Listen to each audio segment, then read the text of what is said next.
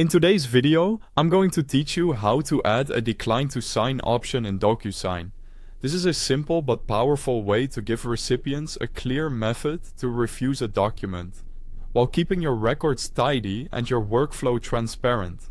First, start by creating a new envelope. Log into your DocuSign account, click Start, then Envelopes, and choose Send an Envelope. Think of an envelope as the container for your document, recipients and settings. It's the place where everything comes together. Next, upload the document you want signed. Once it's uploaded, click next to Move into the setup flow. Now add your recipients. Enter the recipient's name and email address, then set the role to signer. This tells DocuSign who needs to take action. When you're ready, click next to open the document editor. Take a moment here to double check spelling and recipient details, because this is exactly how your request will be delivered. Quick note before we continue.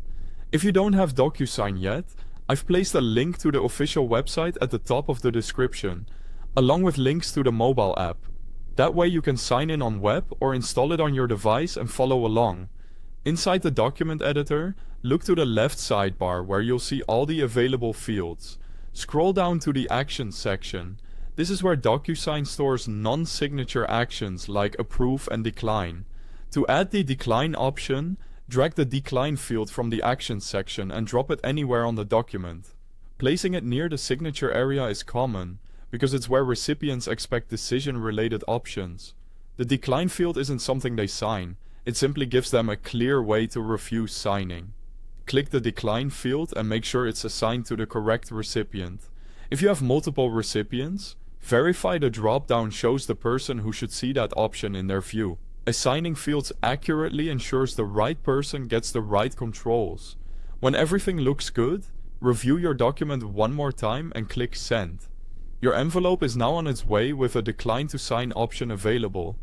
Here's what happens if a recipient clicks Decline. They'll be prompted to choose a reason for declining, which helps you understand what went wrong or what needs revision. The envelope status automatically switches to declined, and all recipients are notified. You'll see the status update in your envelopes list so you can quickly follow up, revise the document, or close the workflow as needed. That's it. If this was helpful, give it a like, check the link at the top of the description, and thanks for watching.